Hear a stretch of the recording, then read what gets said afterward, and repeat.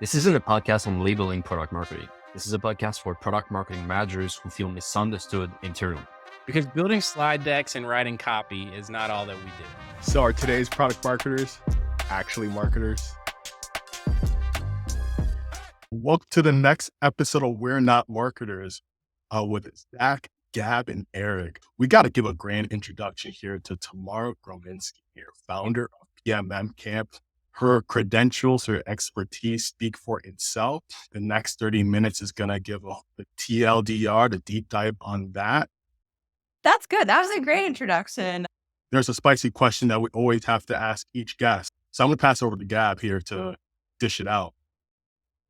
Yeah, thank you, Zach. So Tamara, do you believe that product marketers are actually marketer? Why or why not? I don't think that product marketing is marketing. And I feel like I have been saying this for a very long time. I can't take credit for being like the first, but I will say for many, many years, I have been saying that product marketing is not marketing and we should not be CMOs. That's my hot take on that. And a couple of reasons why. Do I think that there's components of marketing to the role? Of course. Of course. But there's also product components to the role. There's business components to the role. There's tons of different components. And I think the great thing about product marketing is that it is its own unique function. If we were a marketer, we wouldn't need to be called a product marketer. So I could talk about this topic all day long, but feel very passionate about it.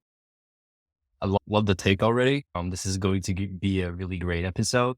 So yeah, you said something that really catch my attention. You said, you don't think product marketers should be CMOs. Mm-hmm. And when we shared that huge topic that PMM are not marketers, some people said CMOs from product marketing are actually great CMOs. What's your take on this? Why do you think PMM should not be CMOs, basically? Yeah, I totally recognize that there could be an amazing CMO who is a product marketer, who has a product marketing background. I think my take is that it's not the obvious path to the C-suite for product marketers. And I think that it actually limits the potential opportunity of product marketing if you think of it that way. So if I think about I've been in product marketing for over a decade, I feel old, but when I started, we were still trying to describe what the heck do we even do? What is product marketing? What should we be responsible for? And when you're trying to describe something or make sense of something, you often anchor it in something that someone already knows. And so I think what happened was that we started to anchor product marketing within the context of marketing, right? And because it has the word marketing in it, people just started to think, I belong in marketing. I'm going to sit in marketing. The C-level role that I would go to is CMO. But I think that's just super limiting. Most product marketers don't have the skill set to be a CMO. They don't actually know demand gen. They don't know all of the other more technical parts of marketing.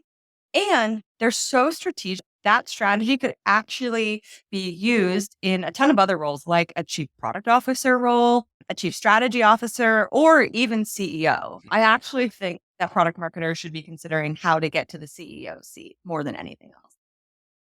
What do you feel on that same note in terms of reporting then? If you were to put them somewhere where you had to have a boss, who's that boss in your opinion? Yeah.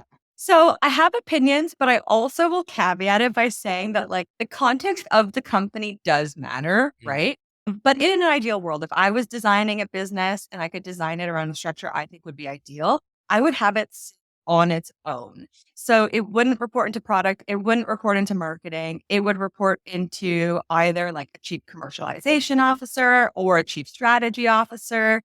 And so when I was at Unbounce, this was actually what I had the opportunity to do, which was amazing. So when I joined Unbounce, I joined as the head of product marketing.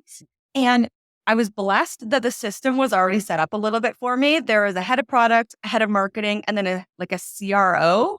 And so I actually got to report to the chief revenue officer, and product marketing was carved off separate than marketing. The head of marketing and myself, we both reported into the CRO, but at least we were our own functions. But what happened was that we ended up having some friction between marketing or revenue and product. And we all agreed that one of the best ways to diffuse this tension would be for there to be a third party, a neutral and unbiased third party. And so when our CRO, she actually got promoted to the CEO spot, which was amazing. And so then there was an opportunity for me to become the CSO. So I took on the chief strategy officer title. I removed myself from the revenue unit. So then we had a head of product, a head of strategy, which was then doing lifecycle, partnerships, and product marketing, and then a head of marketing. And we would have 3 strategic peers all being able to work together.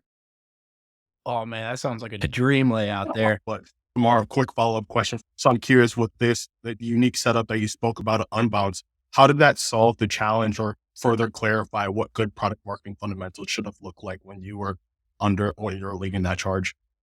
Yeah, that's a great question. We had to spend quite a bit of time making sure that it was like a Venn diagram as opposed to like competing. So there were things that all 3 of these functions did, right? Marketing, product marketing. But we really focused in on within this organization with the goals that we had and the talent that we had on those teams, what could we do? So for my team, that meant we did customer segmentation, right? For the entire business. That meant that we did pricing and packaging. We did narrative and category creation. We did product launch, but from the highest level go to market. So I'll give an example of this. So we would work product marketers with the product team from ideation to surface an insight from the market or customers. We would do beta testing. We would manage those beta programs, test value props early.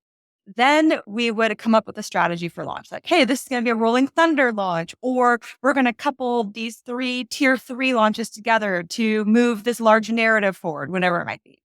We would brief it in basically to a strategic brief, like a go-to-market brief. And then the marketing team would take it on entirely on their own. So they built the campaign ideation. They did all of the assets, all of the content. And my team just did a review of that. Like we were not the owners. We basically, once the positioning and messaging framework was complete, we handed it off, which is different, right? Some orgs, especially where PMM sits in marketing, they're the ones that are actually building the channel strategy. They're building out bill of materials that you need for launch. And so in that way, we gave up a bit of campaign control, I would say, because that team was best set to do that. And my team wasn't. Do you have any advice for some of the leaner and meaner teams out there listening in? Honestly, I think at the end of the day, it's about figuring out like, what is your secret sauce? I like to talk a little bit about like unique value propositions. Like we spend all of our time building value propositions for our products, but like, what are we great at? And the reality is like, we have 4 awesome product marketers on the call right now. All of us do completely different things. And like, we're not all interchangeable, right? And so that's how I think about it is like, if you're thinking about joining a lean PMM team or you're on a lean PMM team, it's like, what are the problems that you're really great at solving? And then what are the skills or tools that you use to solve those problems? And how can you solve those problems best in this organization? And if you do that and you say, wait, this organization doesn't need those problems solved, you're probably in the wrong spot, right? And it's time to move on to a different organization who does need those problems solved. I really love what you said about the fact that you control the high level, but then you trust your team enough for them to do all of the campaign strategy, because ultimately this is the core of marketing. If you're good enough with specific channels, you should be able to take that direction that the product marketing team is pointing you towards and just do your best work with it. So I think this is really interesting. It makes their jobs more interesting too, because sometimes these channel owners, they just feel like they're order takers, right? And they're not. They're strategists in their own right. And so I know a lot of the feedback we got from this setup was that they felt so empowered as channel owners and marketers to actually build strategy, not just execute on someone else's. So really quick, I'm going to introduce a hot take, and this is not coming from us. This is coming from your fellow partner in crime, Jason Oakley. We had a chance to talk with him, and he spoke specifically around execution. And within a B2B SaaS startup to that, as a product marketer, you don't have the luxury of building out strategy. At some point, the rubber has to hit the road and you got to execute. This is like a challenge for a lot of product marketers. Based off everything you've shared here so far, do you disagree with your fellow partner in crime? I disagree with Jason. I want that to be written down. I think it's great because Jason and I actually do have different perspectives on this. Mine being that I actually think that the word strategy is completely misused almost all the time. So I talk a lot about this like strategy to execution spectrum. And from my perspective, you're not strategic or executional. You as a team and as a PMM, you're going to anchor yourself somewhere along this spectrum. And it's important to know what kind of role you want. There's some people who want to be on the executional side, and there's nothing wrong with that. There's some people who want to be on the strategic side. Also nothing wrong with that. That's not like a better way of doing product marketing. It's just a style of PMM. But what I advocate for is, even if you're executing, even if you're the only PMM, like, let's take a strategic, intentional approach to our work, which I think so often we do not do. And I'll give an example. Like, let's think about you're a solo PMM or you're on a small PMM team and you're being asked to optimize the pricing page, right? Maybe you want to start tweaking the price point, or maybe you want to start figuring out, like, are the features packaged in the right way? You want to drive some more expansion, or maybe more people to choose the middle package. So many people, and I know because I talked to them, so many people are like, we're just going to test that price point, or we're going to say, we're going to try 20% off monthly instead of a 10% off if you get annual. But my example of, like, okay, what would strategic look like in this case? Why not run a short survey to get an input to it, so that you're not just using like your best guess? We can run a max diff feature preference survey, and we can run a Van Westendorp. That will take less than 5 days to run. Everyone has 5 days I promise you, you have 5 days to do this. Otherwise, you could potentially mess up the pricing page.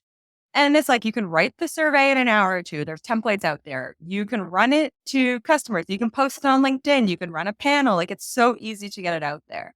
To me, that's a strategic approach to attack. And so what I'm not saying is you need to run a 3-month pricing study and you can't execute. It's like, how do we marry both of those philosophies together? Shameless plug here. Some of our listeners don't know what she was just referring to. Then you got to sign up for the March course on Ready for Launch. Just FYI. Thank you. Exactly. We'll learn all about it in less than 6 weeks. I promise you. Right? So then another clarifying question. Let's say some like a listener hears this and they're like, Tamara, you're speaking a fairy tale.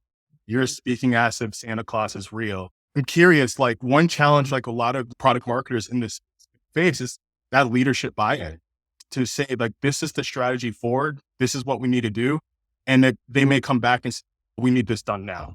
We don't have time for that strategy. What are some best practices that someone in that situation can take to help get that buy-in and build that trust with leadership stakeholders? Yeah, this is actually a very important question. This question came up in a community event earlier today in PMMCamp. And it was a senior PMM as well. Like, this doesn't just happen to more junior entry-level ICs. The advice we gave that person and how I would tackle this and have tackled it is a couple-fold. First of all, you need to be confident in your strategy and what you're asking for. I think sometimes people go into these situations thinking that it's going to get shot down. They're never going to give me the time, budget, resources to do it. They must know better than me if they're already saying no. And it's like, no, you are the subject matter expert in your role. So, like, have confidence in whatever recommendation you are bringing to the table. The second one is demonstrate why this matters. So bring with you examples of other companies, other teams that have done this successfully. So we try to share examples in the course. In my newsletter, I share examples. Jason shares examples every week. It's like, when have there been times where companies have been able to execute? Like, we'll keep using the pricing example of, wow, here's 5 different companies that did a max diff feature preference. Here were the results that they got, and actually show, like, the examples, right? And you can see, when you see a max diff, like a feature value matrix, it's so powerful. And so maybe the leadership just isn't even able to visualize what the output or outcome would be, right? So show why it's important and help others. And then be flexible on the approach. I think present your ask. If they say absolutely not, we don't have time for that, then ask what would be possible. If I don't have 5 days to do this, can I have 3 days for this? I think often we live in this black, white, yes, no world, and that's not the case at all. If you still get a no, absolutely not. Sometimes I will advocate for doing it their way and your way at the same time. Mm-hmm. If you change the pricing page then if they want to. But what's preventing you from doing your own max diff survey, right? You have access to a survey tool. You have access to customers. You don't have to do it on behalf of the company. You can do it saying, like, hey, I'm interested in this, or I work at this company. This isn't for them, but just doing my own research. and then come to the table with what you found, especially if it's different than what they were trying to force you to do. That's great. I feel like it's a bit like the trick of yes, but Yeah. like I'm able to go in that direction, and ultimately it's your own initiative and doesn't look like you took the company resources to do it. So Exactly. Man, the good how angle Tamara here. operates. I want to work under her. Just be like, yeah, I'm going to tell you no, but go do it on the side and let me know what you get. That's There. awesome. No, I love that. And You I have- wanted to piggyback have- on something that you said. If you can somehow tie it to some of like whoever you're trying to present this to, those companies that you got examples of, if it's one of their favorite companies, even better Yes. fuel for the fire there. Look, absolutely. Salesforce. Yeah. Or if there's like a thought leader they follow and super respect, like you have to cater to your audience, Mhm. right? Absolutely. Like I'm curious tomorrow is because I feel like the perspective or the outside looking perspective of product marketers are they are the wordsmiths. They are the ones that are supposed to write the copy. How is a product marketer supposed to approach pricing? Like, where do you start? It traditionally feels like a black box for many. I disagree that product marketers are wordsmiths. I don't think they are. I think that's called a copywriter. You know what I mean? Let's assume you're not a solo marketer, not even a solo PMM, but the only marketing hire. Let's assume there's at least 4 or 5 people on a team. If you're a product marketer, you should not be writing copy. I feel very strongly about this. When I run my PMM teams, do not write copy because that's not our skill. They can't be good at ICP work and pricing and product strategy and copywriting. We should be good at storytelling and narrative, but like I believe that product marketers are storytellers. I think that's probably the best word we could use to describe them. And what does it take to tell a good story? It takes data. It takes insight. It's not just about the words you use. The words you use are like the icing on the cake. It's like, what are the layers that we're using to build that cake? And that's actually where we should be refining our skill set. I do recognize that some people say that. I just read a LinkedIn post earlier today that said something along those lines, and I like literally felt my heart beat up. That's doing us a disservice. Yeah, and I But look at it too, I like like storytelling that. isn't necessarily the words you put on a page, right? It's not necessarily putting pen to paper or typing away at a keyboard. And I think that's a misconception, right? The story is not necessarily just a written word. It's Yeah. a lot more than that. The story is like the plot, right? So what is going to evolve? What are the moments of tension that we're going to introduce to the story? How are we going to ease that tension? It's everything. Who are the characters that are playing in the story, right? The characters, your ICP, but also your competitors. We could go on with this metaphor forever, but actually sitting down to write the story, that's not our job. And like, if you think about it, that's when we hand off. Like we have this beef. That's what is the story? Who is involved? Where do we want it to end? How much are we going to charge for the story? All of that, right? Yes. But if PMMs are good at copywriting, it's a pitfall because then they are asking us to write the copy. They are asking us to help on the website headline, the sales deck and all of that. So we're falling under execution instead of strategy. And we have less guardrails of just making sure that everything works correctly, is well coordinated, and ultimately has the heart of how can we create emotion with that story, basically. Totally. Like copywriting is a craft and so is product marketing. And you can't be exceptional at 2 crafts, really. And it's not because I think that copywriting is less important than product marketing. I think it's equally important, which is why it needs its own function. 100%. One challenge like tomorrow is that, or I feel like if you're a solo product marketer or like part of a small product marketing team, is that how do you define product marketing within an organization? Because many instances you're going to have sales saying, I need this one pager. You may have executive leadership CEO say, hey, we need some copywriting on this website. So for anyone that's in this similar situation, like what is your definition of product marketing? And then how do you influence that definition across key stakeholders? Yeah, I think that product marketing needs a definition at each organization. Like there isn't one blanket one. Like for me, product marketing is responsible for identifying who are your best customers and the markets and spaces that you should be playing in, identifying how to price, package, and position value, and then bring recurring value to customers. That's product marketing for me. The skills and like tactics under that, we could argue that copywriting could fit under that or not. You know what I mean? There's different worlds, right? You need to assess for yourself what kind of product marketer you want to be and within what type of a company. Like I would not be a solo PMM because I would have to spend too much of my time on tasks that are not my zone of genius. But there's other people who excel in that area, right? And so from my experience, most of my teams have been at like later stage startups to early scale ups where we've had the luxury of having product marketing and some other marketers. That said, like even at Kajabi, fairly large scale up, we had 6 product marketers. There's definitely times where we wrote our own pendos. Like I'm not saying we're saying, oh, we can't help out. Like we're team players. And there's times where, especially if something comes up today and we want it to go out tomorrow, yeah, we're going to chip in and we're going to like write the email. We'll write the pendo. But that's different than saying I have a tier 1 product launch coming out, 2 months from now, and I'm going to write all of my own collateral and website copy. And so it's not to say, oh, we're too good for that, or that's not what we do. It's like, how do we set boundaries so we can each do our best work? But then, of course, at the end of the day, we're a team and we all need to chip in, So that's how I think about it. I think if you want to set yourself up for success, whether you're joining a new role or you're in a role right now, it's just having those conversations and setting those boundaries. Like in interviews, I'm super clear on what do you expect to be doing with your day? Like I'll ask when I'm hiring PMMs on my team, how much of your day do you want to spend doing this? What brings you joy? And so you should already be aligned on this with your stakeholders.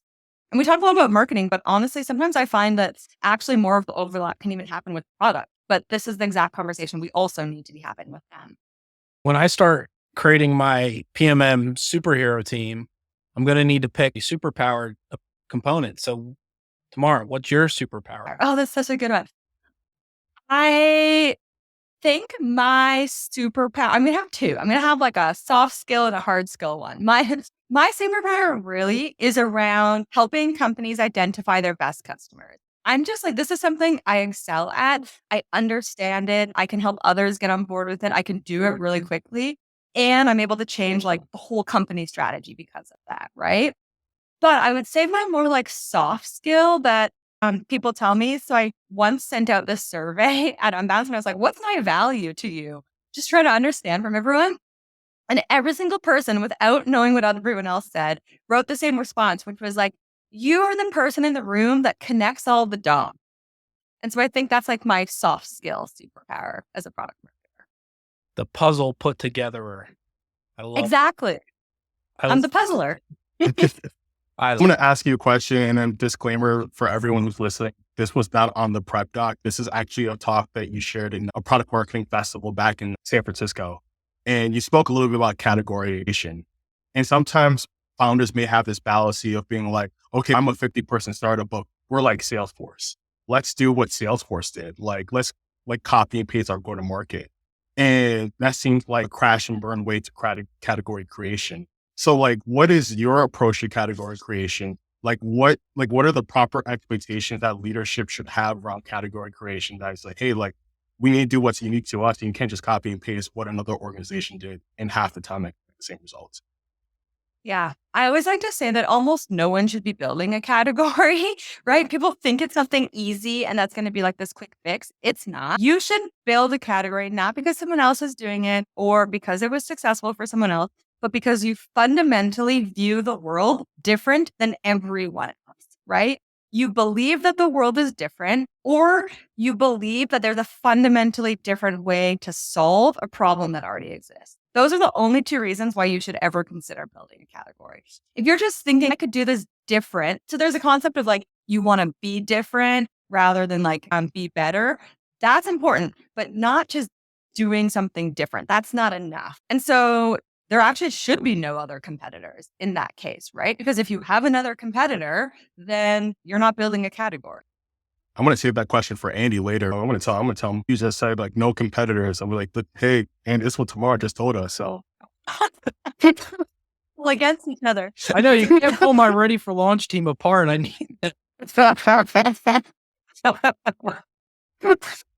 our clarifying question, we asked Jason this in our last episode, is that for product marketers that are interviewing for roles, for their next roles or opportunities, you mentioned that there's a few things that you should be assessing for to find the right fit organization. What are your go-to questions when you're evaluating like a product marketing a role or organization that be the right fit for you?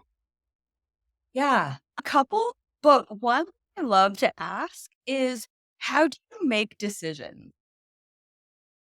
I know that seems really general, but most people don't have like a decision-making matrix or framework. And that is what often leads to chaos. First, a great answer in that case would be like, "Well, we always assign an accountable and that person gets the final say, although we like discuss it as a group to get buy-in." Or so-and-so always gets the final. Like the companies that have clarity on decision-making know how they make decisions. Almost everyone else is like, we empower the best person to make it, or it depends. And personally, I found that it's very difficult to be a successful product marketer in that type of an organization. Maybe not the answer you're expecting, but that would be my hot tip. Oh no, that's the answer we needed. All right. Then, Ms. Tamara, thank you very much for your time today joining us on We're Not Marketers. I don't know. I didn't have you in my network before, so now I can fangirl over you on LinkedIn. But how else can listeners find you and get the same type of knowledge that we're getting here today? Yeah, so the best way is LinkedIn. I'm there every day, whether I want to be or not. Posting all kinds of stuff about product marketing, also my journey building my own business. And then I have a newsletter. My business is called PMMCamp. It helps take strategy and apply it in practical ways with a focus on product marketing leaders. So those kind of mid-level and above. So I have a newsletter that goes out every Sunday, best to be enjoyed over a cup of coffee. And then I also have a private community and I do coaching one-on-one, as well as, of course, the courses that I have with the guys. That next cohort is coming up in March, correct? Yeah, it's at the end of March, called Ready for Launch. And it's basically like the PMM's guide to product launch. So we had Eric in the first one, which was amazing. And one of my favorite things about the course is that you actually get to learn from 3 experts. So it's not just like one perspective. Andy, Jason, and I all have unique skills and perspectives that we bring to it. And so it's quite comprehensive, but you also get a taste of, well, what if I am a solo PMM? Then Jason can talk a little bit about that. Or what if I do have space to build a bit more of a strategic plan ahead of time? Then I can talk a little bit more about it. Or what if you have competitors that Andy can come in? Exactly. Yeah. And again, the Ready for Launch course was freaking sweet. Yeah, it is a live course, so we have a lot of fun. It's this with 30 other product marketers, and it's a good time. And that's hosted on Maven. Yeah, we use Maven, which was a really great experience, actually. Amazing. Great. It was awesome, Tamara. Thank you very much for your insight and for agreeing with us as well with this spicy take, basically. And giving additional layers for many of us to consider here. Absolutely. And I'm going to see Gab in January in Quebec. Exactly. Yeah, we're going to get a coffee in the old city. So excited about that. Me too. Oh, hell yeah. Looks like I'm going to Quebec in January. Am I hearing that we're doing a PMMCamp meetup in Quebec City in January? Oh, that was amazing. I know tons of places.